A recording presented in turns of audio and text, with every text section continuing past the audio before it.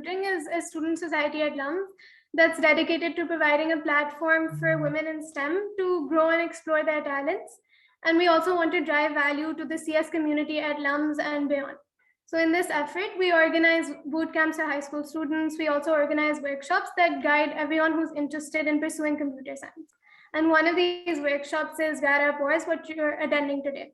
It's the first event that we hosted last year, and last year it covered all aspects of graduate school applications, and we had a lot of esteemed CS faculty and alumni who had gone through the process themselves. And the recordings for this are available on our YouTube channel. So if any of you want to watch it from last year as well. This year, we wanted to specifically focus on the statement of purpose and separately for both master's and PhD programs to address the different sorts of expectations there for both kinds of SOPs. So the session today is just a workshop that's focused on the master's SOP and academic CV writing. So our speakers today will just go over the structure of the SOP paragraph by paragraph, how one can tie in each paragraph together. If somebody can just mute.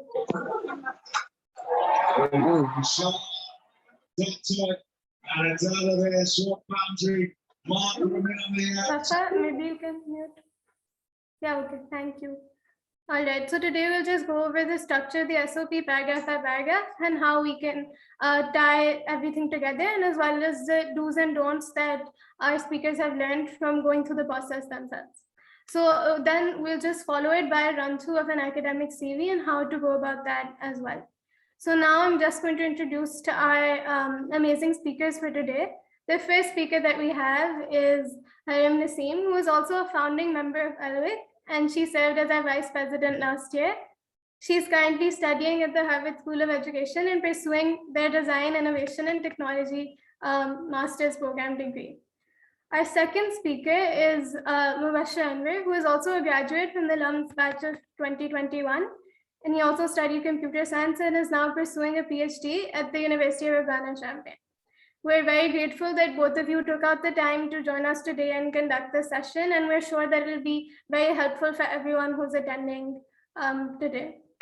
So without further ado, I'll just ask both of you to introduce yourselves, tell us about maybe where you applied last year, when you were going through the process, and just your research or field of interest within CS, and generally how grad school is going for you. Maybe Harim, you can start. Yeah, can you guys hear me? Okay, so I applied to security programs, and then I also applied for general MSCS programs, but then I also applied for like HCI programs. So I was sort of all over the place. So I applied to like different sort of programs. So I do realize how, you know, your SOP sort of changes depending on where you're applying, and then also depending on the area that you're applying in. And also I mostly just applied to in the US, but then I also applied to one Canadian university. And as for my area of interest, most of the work I did do during my undergrad was in security and privacy, but then I was also interested in HCI. So like I did have projects in various different fields, but then as of right now, I'm more into HCI, but also EdTech. So yeah. Okay, that's great. I think now we can just move on to the content of the session, and I think Harim will go over the structure of the SOP, and we'll start with that. I'm handing it off to Harim now then. Yeah, so I'll start off with like the basic structure of the SOP itself, and then we can go more into more detail about like the introduction, the conclusion, the body paragraphs and everything. Generally, I just want to point out that everyone has a different way of writing, and there's no right or wrong way of doing so, but there's a certain way in which you can make your SOP stand out, because obviously the person who's reading it, they're reading like thousands of SOPs at the same time. So you don't want your SOP to be generic. You don't want it to be similar to like all the other people that are applying. And again, because you're not directly communicating to the people, to the admissions committee, your SOP is the only way of you sort of, you know, showing what you have and also showing how whatever you've done aligns with what you want to do in the future. It's your voice that's being, you know, read, not heard, but read by the admissions committee. So it's very important for it to be personal, for it to reflect your true self. So I think that's something that you need to keep in mind when you're even, thinking of what you need to add in your SOP.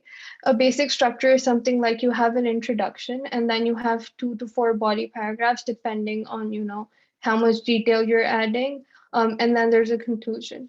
So the introduction is essentially one of the most important parts because no one has time to go through thousands of SOPs. And we've been told time and again by a lot of professors that when they read your introduction paragraph, that's when they decide if they want to continue reading or not, because that's when they're like, okay, this person is not a good fit for our university, as opposed to maybe this person is a good fit and we should continue reading. So even though your initial first screening is done through your CV, your SOP plays a very important role. So I think having a good introduction is very important. Again, unlike your undergrad, you don't have to come up with like an emotional story or like something that was very personal, like बचपन से मैं computer का मुझे बड़ा शौक था ये वो. You don't have to do that. Please don't do that. Don't do that, please. I've seen people still do that, even though they've been told time and again, don't do it. So just don't do it. Just make sure that whatever you're talking about has a purpose, because that's very important. You can't just say I'm into AI. Explain why you're into AI and what do you want to do with AI. You like everything needs to have a purpose. That's like the name itself that suggests it. So like when you're talking about something in your introduction, it could be something as simple as this is what I've done in my life so far. I maybe you worked on a project which introduced you to something, and then you can start off from there. That okay, I did this, which led me to this field, and this is what I want to do within this field. Your introduction doesn't have to be too long. It just needs to be like 4 to 5 sentences, and you just need to essentially explain 2 things. What are you interested in? What experiences do you have so far that lead you to, be like, okay, this is what I want to do? Because you can't just randomly be like, Sari Zindagi maine English, matlab, for example, if you studied biology your whole life and now you're just randomly like, Mera dil kar raha hai main computer science ka master's kar लूं, that doesn't make sense. Something would have pushed you to actually apply for that, right? So just talk about that in your introduction, and then your introduction should give a general idea of what your whole SOP is, in the sense that talk about what, like, if I read your introduction, I need to know what's going to come after that. You can't just be like, I'll leave the major chunks for later. Fine, you can talk about more detail in your body paragraphs, but be like, okay, I've done this project, I've taken like 4 courses maybe, and list the main ones and be like, these are the leadership roles I have. For example, if you're in the data science society and you're like the president or whatever, and you're applying in data science, be like, oh, I haven't just taken like coursework or stuff, I haven't just done projects, but beyond that I've done more in that field. That shows your passion. So the person will be like, okay, this person is really invested in like this particular field, so I should continue reading and learn more about this person. So your introduction needs to have all of these. Also, I would suggest don't start with writing your introduction. I would say start with writing your body paragraphs first, because once you know what is coming after that, you can frame your introduction accordingly. And your introduction, again, without saying, it's a given that it's going to be different for different programs, because for example, when I was applying for security programs, my introduction was completely different because my experiences that led me to apply to those programs were different. And then the same for HA and everything. But your body paragraphs could be the same across different sort of Like mine here, SOPs. like 4, 5. Okay. Never mind. So your body paragraphs could be 2 to 4. Don't go beyond 4, because then it becomes like too much stuff that's there, and they probably won't even get to your conclusion, which again is very important. We'll get to that. But your body paragraph can have a few things. It could either be a project you worked on that explains your passion for what you want to do in life, or explains the skill sets that you sort of have. Or it could be a TA that you did, but that TA needs to be relevant enough. For example, if you're applying for an ATI program, you could be like, I did a TA for like this ATI course. But then again, don't focus just on your duties and be like, these were my responsibilities, I held weekly meetings. That's not enough. You need to talk more about what you learned. Maybe there was a particular project that you supervised and you learned something new from there. So focus more on what you learned and your experience rather than your duties themselves, because that duties and stuff can go in your CV. And you can also maybe talk about your leadership roles, because again, especially for like some of the top grad schools, they don't just care about your academic background. That's mostly just not enough. They do want to see you in leadership roles, because that's the kind of students that they like having. So definitely do talk about leadership roles. But again, that doesn't mean that if you're, for example, you're in the community service society and you're applying for a computer science program, you should mention that. That's not something you should mention. You can keep that to your CV. But if you're, for example, if you're in LVIC, or if you're in the data science society or IEEE, you should definitely mention that, but only if you're in a leadership role. If you're in the EC, definitely mention that. If you've done exceptionally good in the sense that maybe you led an event, maybe you did something to sort of promote that particular field within LUMS or beyond, you should definitely talk about that, because that's like, okay, you're genuinely very, very passionate about this particular field. So that's another thing that you can have in your body paragraph. Beside that, if you're applying for professional masters, I would say talk more about your experiences as well. Um, and like in terms of like industry experience, so like it could be an internship, but again, it needs to be relevant. The key for the SOP is that everything needs to be relevant. You cannot say that you did, for example, you did a software engineering internship, but you're applying for data science. They're completely different unless you're applying data science in like a software engineering setting. So it needs to be relevant. If it's not relevant, you can see how you can make it relevant, but that does come off as forced. So I would say don't do that, because that's going to put off the reader. And I would say, as for like, let's just talk in more detail about each of these individually. For example, for your projects, I would say at least have one project that you talk about in your SOP, because I feel like, because we're directly applying after our undergrad, what's very important is that we utilize all of our course projects and also like our S project. Also, I would say, when you're talking about your project, don't just say, okay, I did this project, this is what it was about. Talk more about what you did. Your individual contribution is very, very important. For example, if you mentioned that, oh, you worked in a team of 5, the person has no way of figuring out what you did. So they can be like, okay, this is a project, but maybe this person just wrote one script, and then that's not enough, right? A lot of people do that, which is why it puts off, like, I don't know, like I would say generally, um have one line where it's like, okay, this is what the project was all about. That's an overview. Then go into more detail about what your role was in that group project. Maybe you were the leader, maybe you were responsible for one particular thing.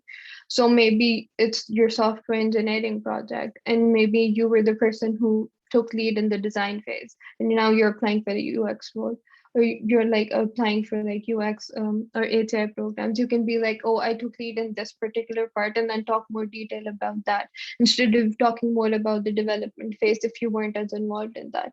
And then also, you don't always have to be like talking about like the whole project. You can just pick and choose stuff from that project which is the most relevant to that program, because again, you have limited space and you cannot waste your words on user stuff which isn't even relevant. um and besides that, I would say if you just have one project but you did a lot in that, that's great. You don't have to necessarily have 2 to 3 projects. But if in case you have 2 to 3 projects and you did like a little bit here and there, that's fine too, but be honest about it. Don't lie about what you didn't do. That in general is just very unethical, and also a lot of people do that, so just don't. And I think what else is very, very important is that your SOP should not be a rehashed version of your CV. So your CV can have a lot of projects, but you just pick and choose two or maybe one or two. Don't go beyond two unless you don't have a lot to say about like the first two projects. But I'm assuming you do because um, if you're applying in a particular field, you need to have enough experience to be sure that you want to apply there. So I would say pick two of the most important ones. And maybe one of them you got a publication out of, but you didn't do a lot of work in it. Don't choose that. Choose something else in which you contributed significantly. So there's like this trade-off that you need to do, like which projects do I pick, which ones do I not pick, but that's more of a personal choice that you need to make.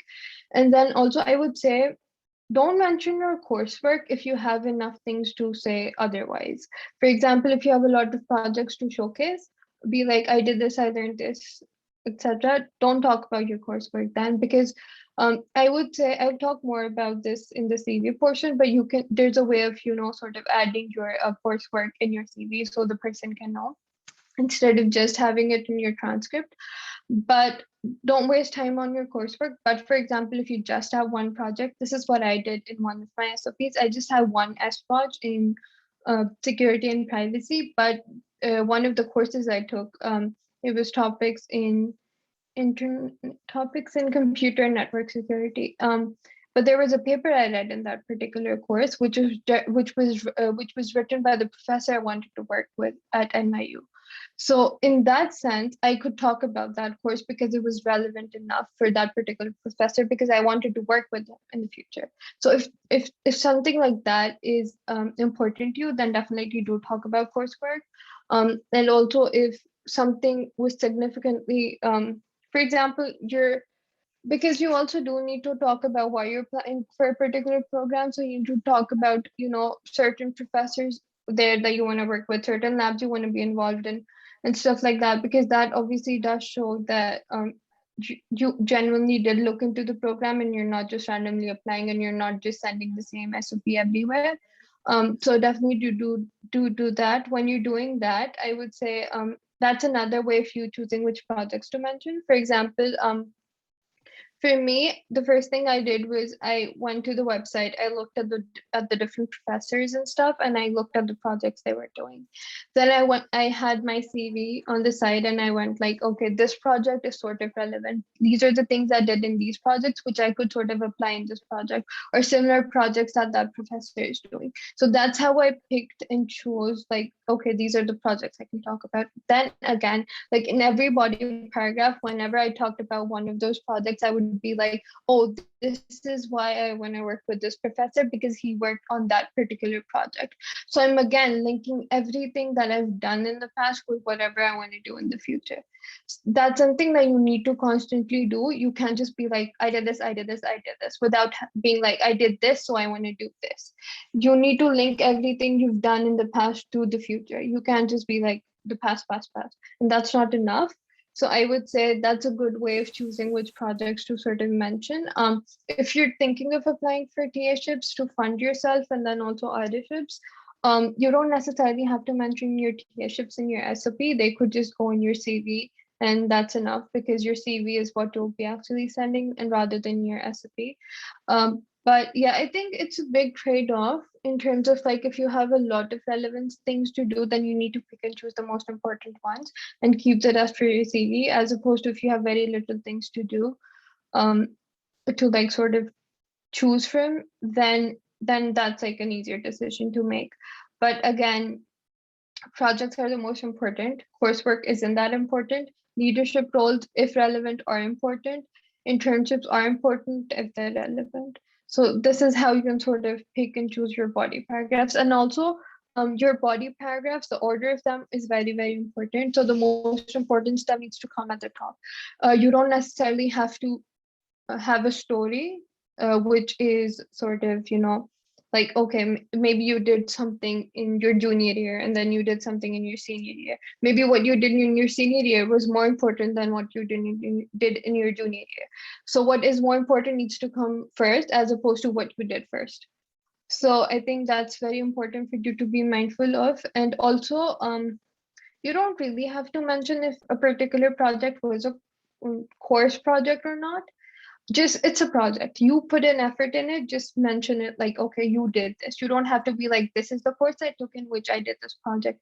You don't have to mention this was your S project, which is a concern I had because when I was applying for ATI programs, I literally only had one major ATI project, which was in the ATI course, and my S project was completely different. It was internet measurement, security, and privacy. So I did talk to Sir Farid about this, and he mentioned about how if I didn't mention it was in my S project, there's no way of them knowing, right? So I just talked about my contributions, what I did, what I learned, and stuff like that, and that was enough. It doesn't matter that to them, but if you want, you can mention in your CV that, okay, this is the project that you did in your CV here. And the duration also doesn't matter. So you don't have to be like, oh, I worked on this for 3 months. What matters more is your contribution. So yeah, that's it for the body paragraphs. The conclusion, it's not really a conclusion. It's more so like, it's a mix of two things. You need to focus more on how everything you've done ties together with what you want to do in the future. In the future, it could be short term, it could also be long term. I would say have both. Short term is what you want to do in that grad school program. Maybe you want to work with a professor, maybe you want to work in a particular lab, maybe you want to be involved in capsule projects. Maybe you're attracted to that particular program because they have projects which have industry sponsors, because a lot of programs do. You need to talk about why that particular program, but don't just be like, oh, it's a great program. They already know it's great, which is why you're applying, or else you wouldn't really be applying. So you need to have more substance, I would say. And then also, like the conclusion, if it's not a good conclusion, I feel like whatever you've done at the top doesn't really matter, because everything you've done to get like whatever you're saying, it's like a narrative, right? And you need to bring it all together. But you don't just bring it together in your conclusion, you also need to continue doing that in your body paragraph. So like the last sentence of each body paragraph needs to be like, okay, I've done this, but this is how it relates to what I want to do in the future.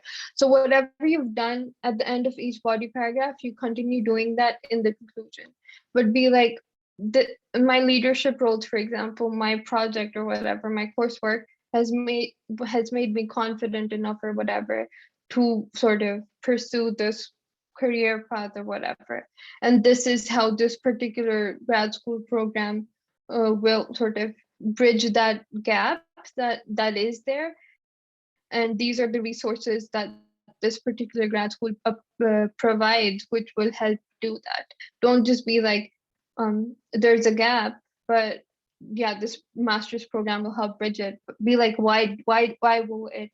And also, in the sense that maybe like whatever I mentioned previously, projects, labs, whatever. So yeah, I think, yeah, that's it for the structures. I think one mistake that a lot of us made when we were writing SOPs was we expected the first draft to be perfect. We were too scared of writing because we thought whatever we wrote didn't make sense, which is fine in the first draft, because you're just dumping whatever is in your mind onto paper. Don't think too much about the structure. Don't think too much about how everything goes together. Just write everything down. Pick a project, write about it, and then go back in and be like, this is where I can put it in the whole SOP. This is how I can link it. So take steps and be like, this is the first step. I'm going to dump whatever is in my mind on there. This is why I want to apply for this particular program and stuff like that. And I would say what really helped me was picking one university. It's usually like the first deadline that I had. That's the one I picked. And I went like, I'm going to write my SOP based on this prompt, because each university has a prompt. And then once I had that, it was for a security program. Once I had that, I just took that, and every time I was applying for a security program, I went like, these are the things which will stay the same. They were mostly about like the project and stuff, and these are the things that will sort of change. So that's how you can do it. But I would say, obviously, if you're applying for an ATO program, a security SOP won't be enough. So initially just pick like 3 like areas that you want to apply in and have one master SOP, which sort of gets edited for like each particular program that you're applying to. And I think Mubashir is there.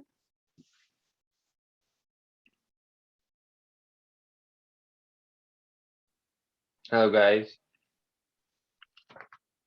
Oh, I'm so sorry Hello, about this. I wasn't feeling very well, and I actually missed my alarm. That hasn't happened but a while, but I'm so sorry. Yeah, I'm Mubashir. Should I introduce myself, or what are you guys? How are you guys doing this? think you- Yes, I think you can introduce yourself in the sense that which batch you graduated from. I think we all know that, but what your research interests have been. So I'm from the batch of 21. My research interests before applying were all over the place. I mean, they're all over the place right now too, but I worked on some software-defined networks with Professor Matthew Caesar over here and Sir Farid. Apart from that, I worked on some misinformation. I mean, I call it misinformation, but it was basically about uh, the perception, the human perception to deepfakes. That was a paper with Hira and Manur. Then I also worked a bit with Sir Ehsan in a research internship, and that was about video streaming. Yeah, that was about it. Yeah, now I'm interested. I'm still working in systems and network research, but I'm also interested in computer architecture. Right. So Haram, were you completed with your part of the SOP, or if you were, so we can move to the academic CV part. Yeah, I'm done. Yeah, so Mubashir, would you like to take lead on that? So we're just Yeah, moving sure. on to academic CV, the length of it, the content, etc. Sure.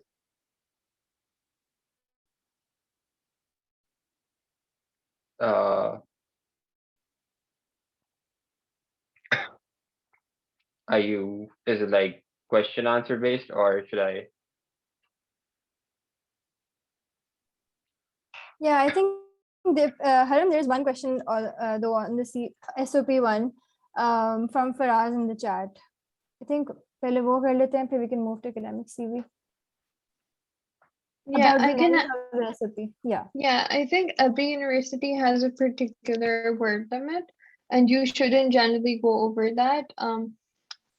So like I would say don't go over 1,000 or like 1,100 words, but usually some universities say like we need an SOP under 500 or 800, but I know one of my SOPs went to 5 pages. So again, it depends. Wait, one of your SOP went to 5 pages. Yeah. They needed that long. It was Oh, for okay. Harvard, actually. Okay. Yeah. Okay.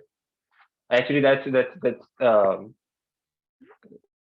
that's actually very interesting, because I think it's important that you look at the requirements of SOP for every university, and it's not just because, I mean, most of the times they're very similar, but there are certain keywords that they sometimes talk about that I think is very useful if you include in your SOP.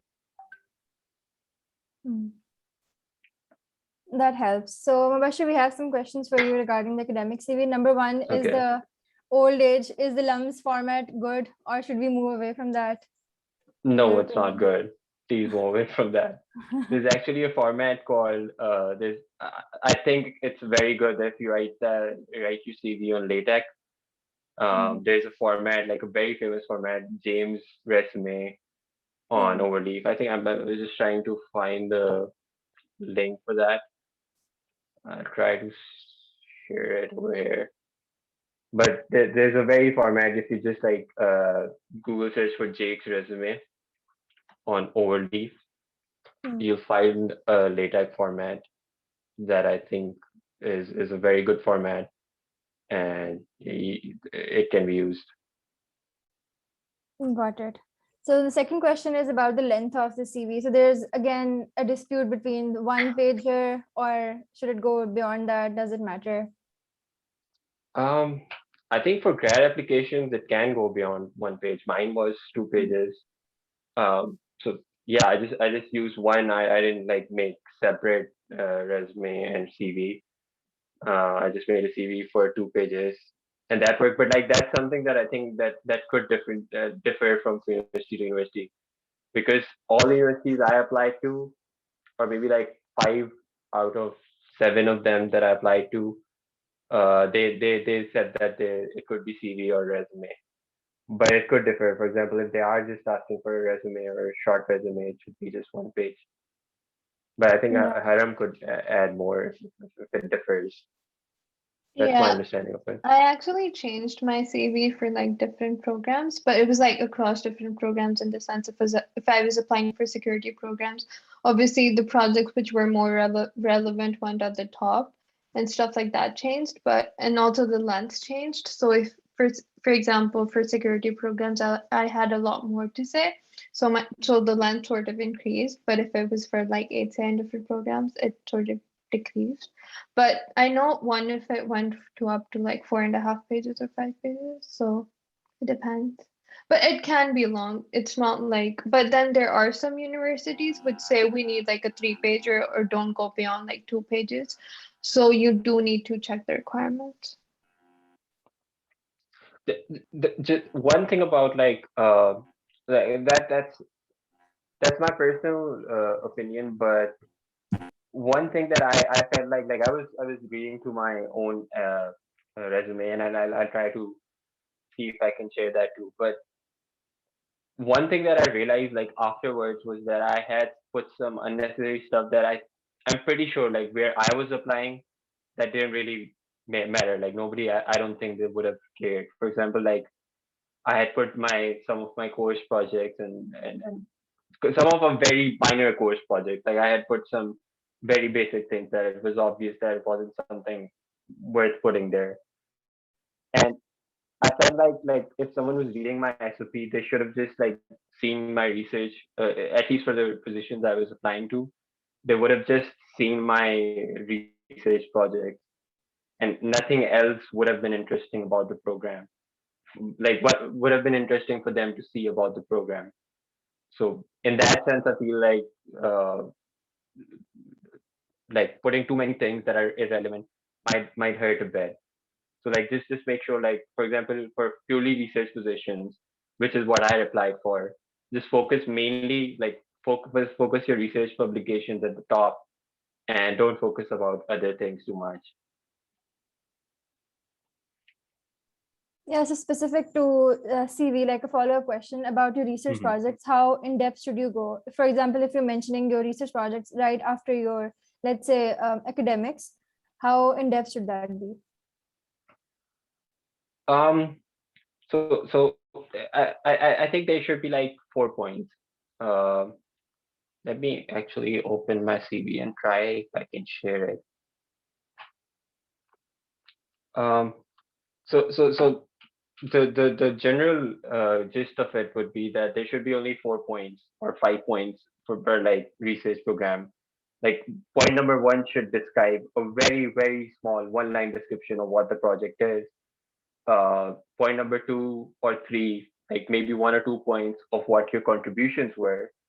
Uh, and point number 4 could be if like it resulted in some form of like maybe like it was published somewhere or you're planning to publish it somewhere. I think that should be about it. But those are the like main things, right? Like what the project is, what you did in the project, and and that's like you're gonna find a lot of advice on how to make what you did quantifiable, right? Like numbers. I brought up or like optimized it from dash seconds to this seconds.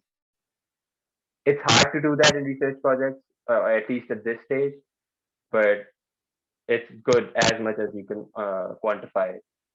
And I think the same applies for important course projects as well.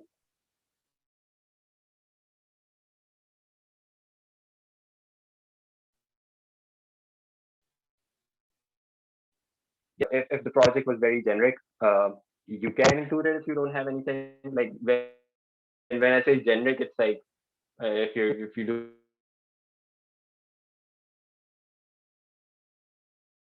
doing, for example, machine learning, and there's the same project for everyone. One that like it's easy to see that if it's a generic project, and the second thing is like most probably more than one person from LUMS will be applying there, and it's unlikely that like they would know, but it's just like it won't sound good if you talk about it a lot, and it turns out to be a very generic project. So about things that pretty much everybody has. So there's also TA-ships, right? So do you think how important are they? Should be they like the last things to mention, or उसमें कितनी detail होनी चाहिए? I think that TA ships are very important at least. So actually, I didn't mention where I applied, but like I only applied to pure masters with thesis. And the thing with pure masters with thesis, it's a very research based. It's like as close to PhD as it can get. And in PhDs, teaching is very important.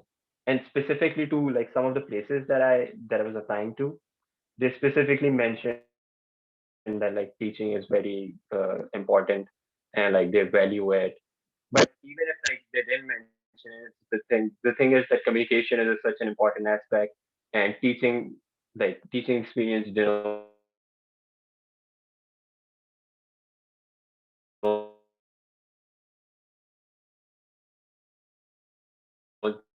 that you can communicate.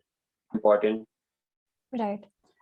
Yeah. So somebody has asked, Saad has asked if can we mention subjects that are somehow incorporated in our projects and the achievements we have in these areas.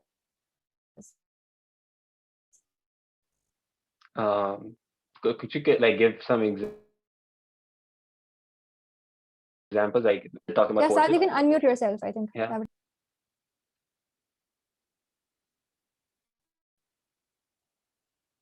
Hey, I think I know most of these people, so like don't it's okay to just talk casually. Yeah, I think he's talking about maths, physics, etc. Saying there's bad background noise. Okay. Uh, I'm not sure. Like I I don't think that would like change much, right? Like if something, if you're applying to something that is related to those things, I mean, like in a CV, you should definitely mention those things. It's okay, maybe at the end, because like CV is supposed to be detailed.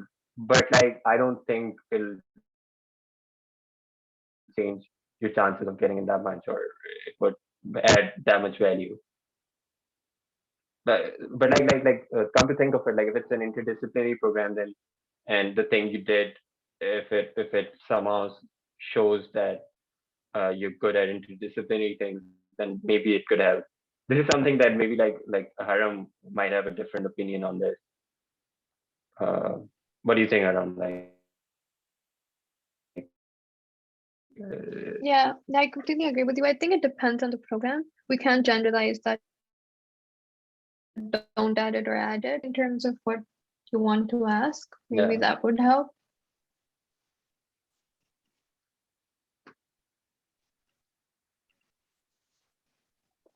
Yeah, so there's a question on SOP that if you're applying for masters, can we write a solely research-based SOP, like an SOP similar to PhD, or do we have to differentiate in some sense? I think I can take that. And yes, I think that like for a research-based master's, I don't see how the SOPs would be any different actually. I actually applied only for research-based masters, and like yesterday, I was just thinking, how would I have changed it if I was applying to PhD? And not that much. Like I don't think anything would have changed. because it was purely like so the thing about research-based masters is that it doesn't differ, at least for the first 2 years. You'll be doing almost everything that a PhD student will be doing. The things that I'm doing right now, I've got master's students who are in the same projects doing the same thing. So it's not that different. I don't think anything would differ. Maybe the goals would differ a little, because like when I was applying for when I was writing about my uh, master's motivation, I was talking about that I wanted to do a PhD. But like when I'm applying for a PhD, I won't say that I wanted to do a PhD. Then I'll talk about that I want to do and want to go into academia or do industry research or whatever. I think like apart from that, everything would be the same. Um, this might be different for like more professional master's type of programs. Uh, which this is where like I think that Haram might like let me like just like tell me if your opinion differs. Yeah, I think masters are like of different types. So again, thesis and PhD CVs are sort of the same. But if you're going for professional masters,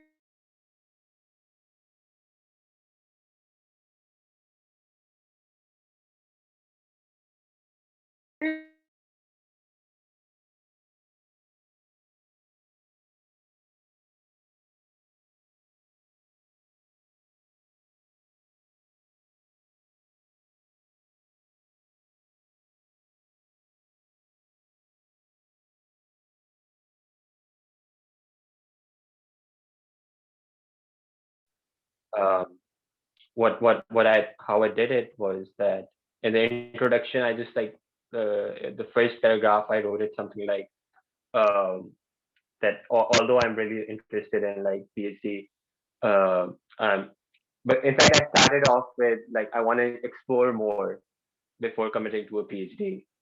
So I think like that line was enough to say that I don't want to directly jump into PhD because I want to explore my interests a bit more, and that's a perfectly good reason for masters. yeah, honestly, that's what I'm doing as well. I do want to do a PhD eventually, but I was scared because it's a big commitment. And I feel like at this point, a lot of people they just say, okay, we'll see once we're doing a PhD if we want to continue doing it or not. But I feel like for me personally, I don't want to start something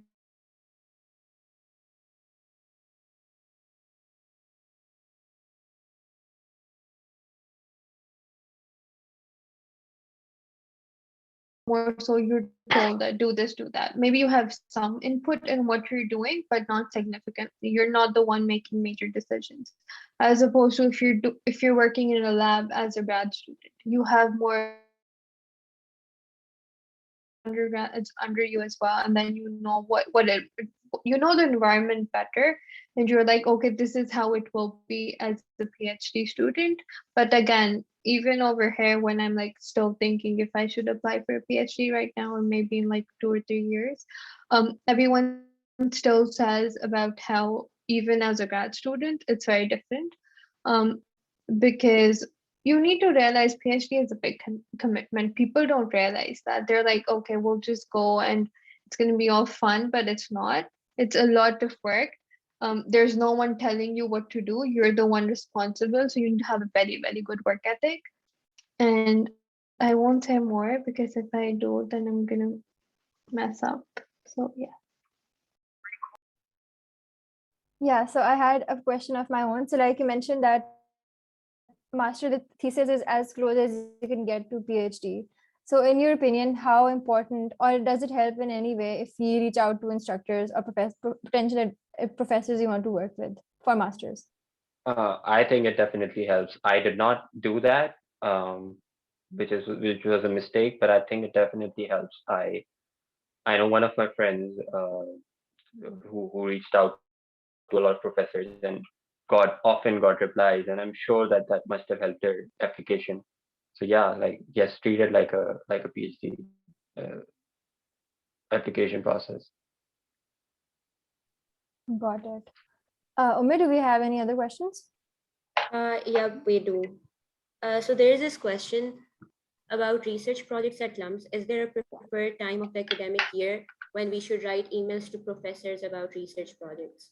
So I think they're asking, like, within LUMS, instructors, RCS instructors, should we reach out to them, and what's the best time for that? I say as early as possible.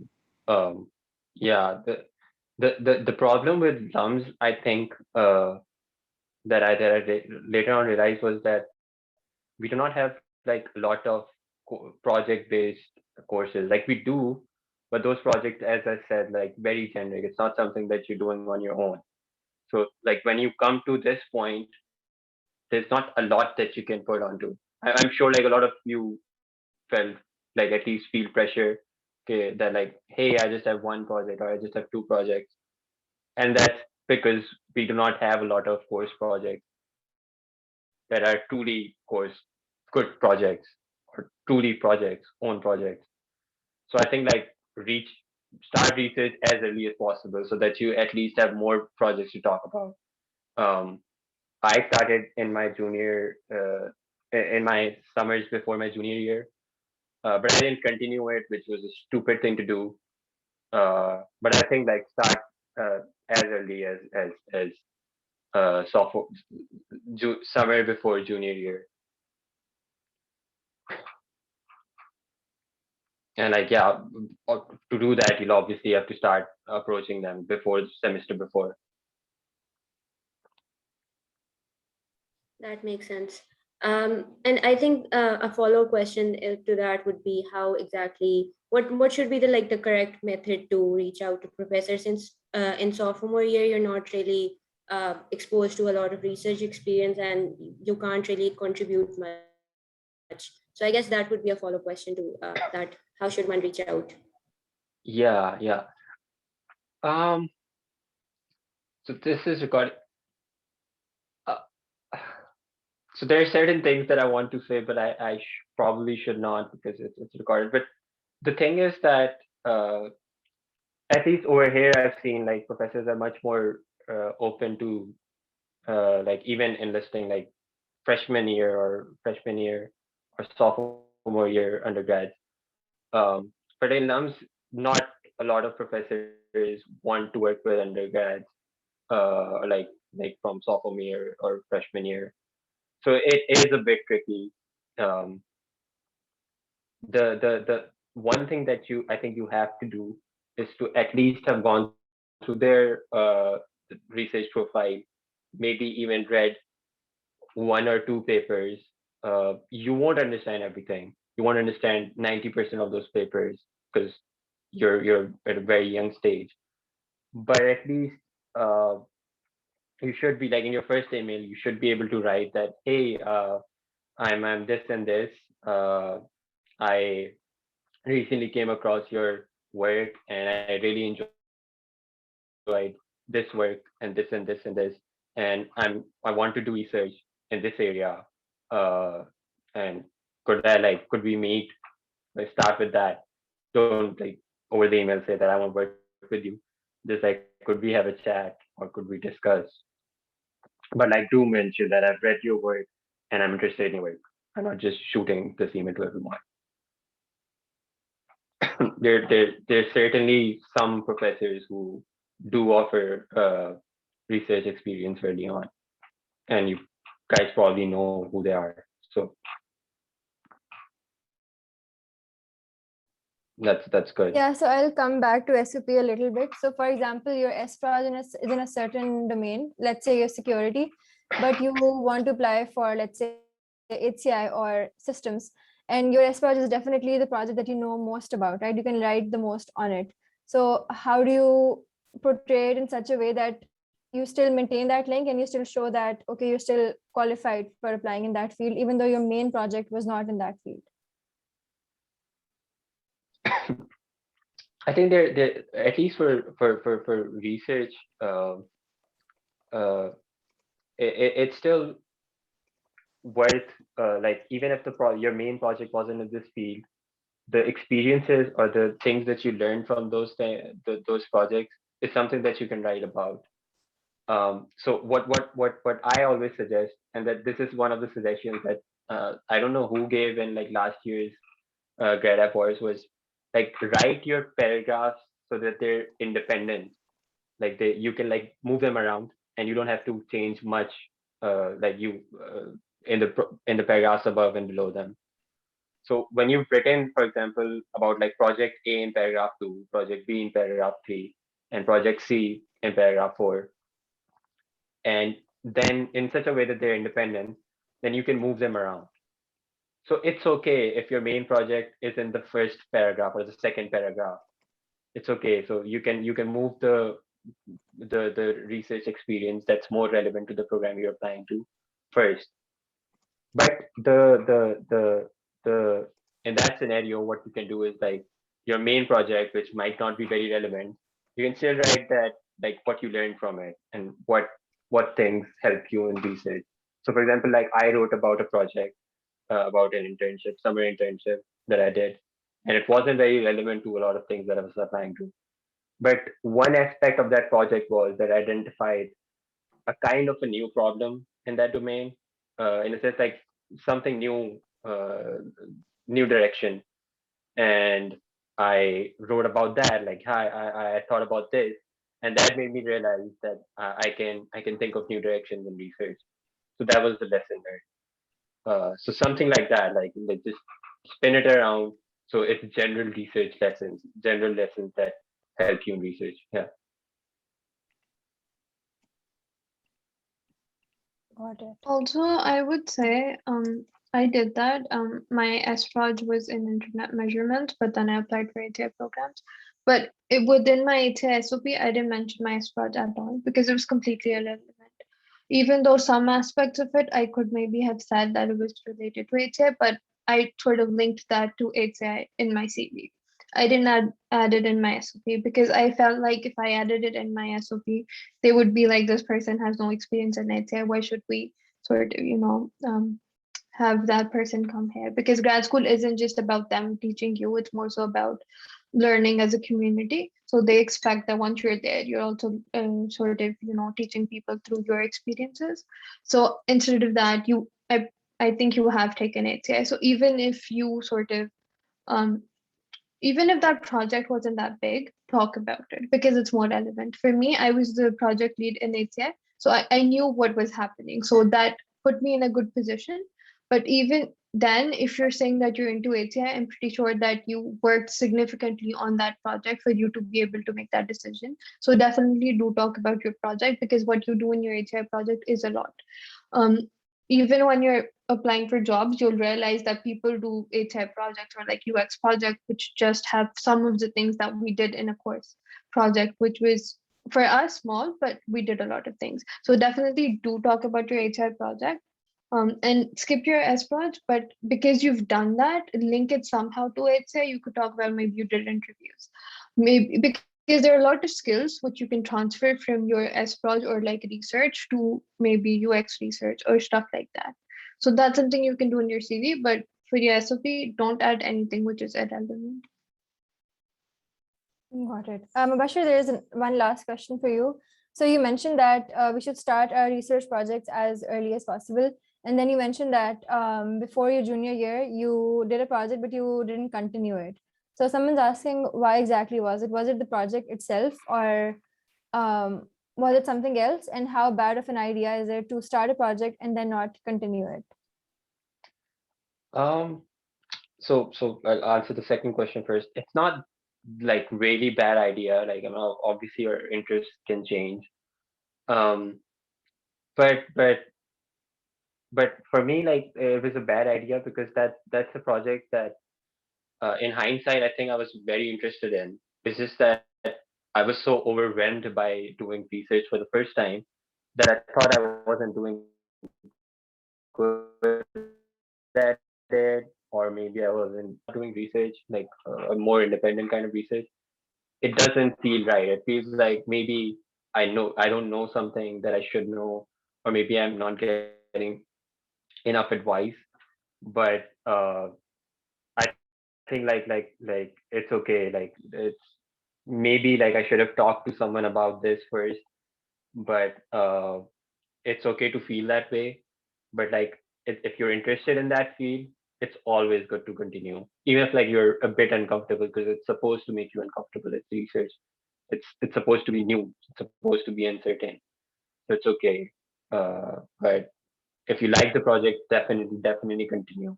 Because if it turns out to into something bigger thing, you would have far more input in that, and you would have far more things to show for it.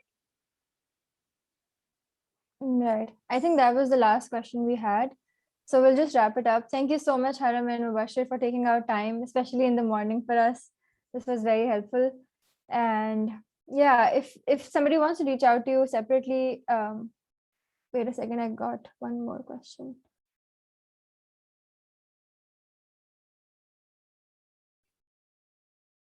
Yeah, so there's a long question in the chat. Should I just read it out? I think I will. So Arid is asking that she wants to apply for HCI program, but the problem is that she's an econ math major and her SProj is kind of an application of machine learning to epidemiology. So she has 2 HCI courses and she wants to steer her work around ML and HCI. Yeah, so she's saying how can she build a strong story around that and if it would be a disadvantage for her if she's not a CS major. You can Probably look. for you, yeah. Yeah, you can look into there are a few roles which are sort of an intersection between HCI and data analysis. So you can look into quantitative user research positions and see how you can be like, okay, these are the experiences that I have, and this is the career path that I want to take, and this is where they sort of merge, and this is how this particular program will sort of make me prepared. So yeah, quantitative user research positions.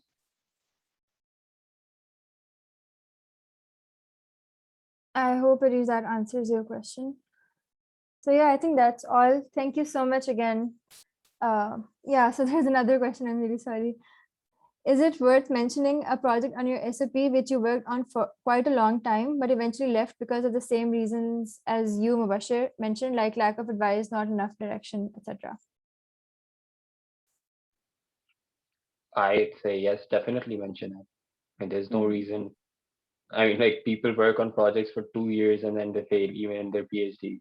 But you always learn a lot of things, and it's just about what you learn from it.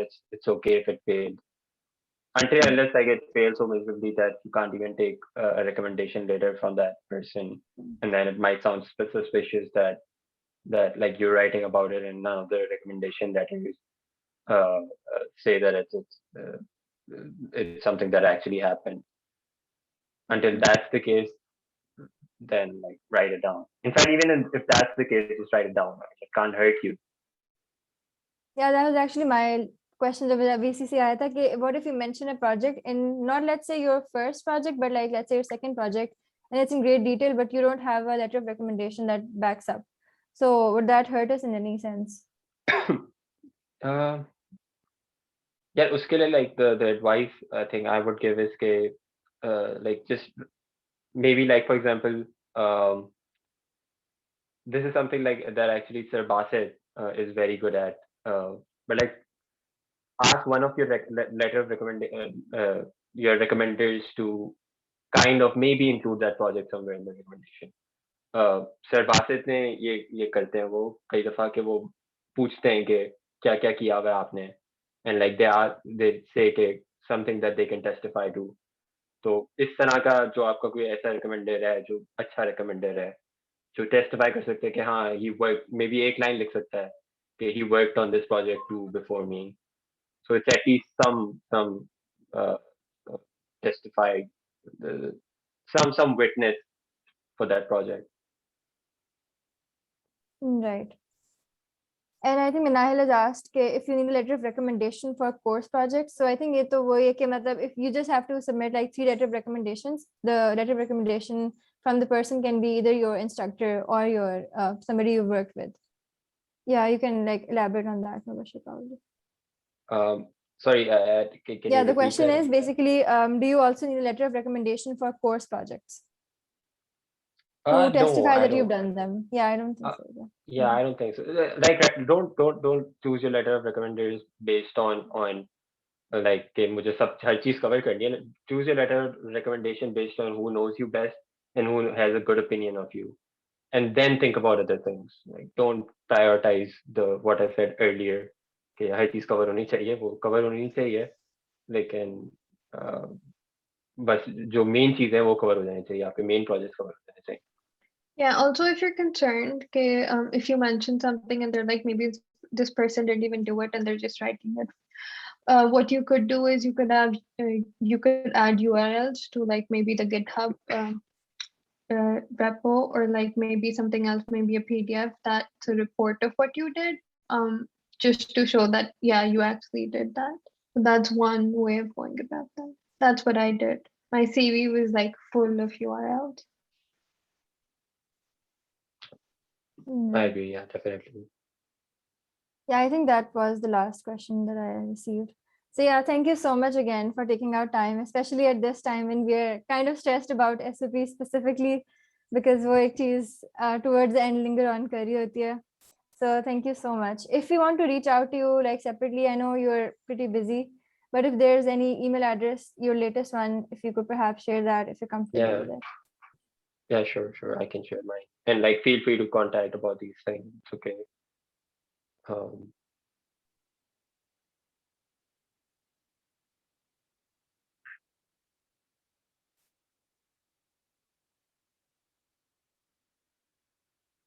Yeah, so before we end, we'd just like to take a picture for our record.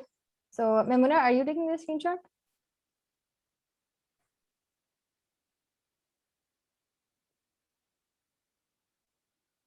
Let us know when you're done. Yeah, just a second.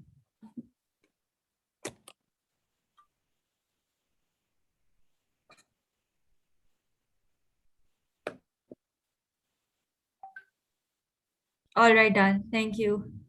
Thank you. Thank you so much, Haram and Bashir. Thank you so much. Thank you Hafiz, for take care. inviting guys. Allah Hafiz.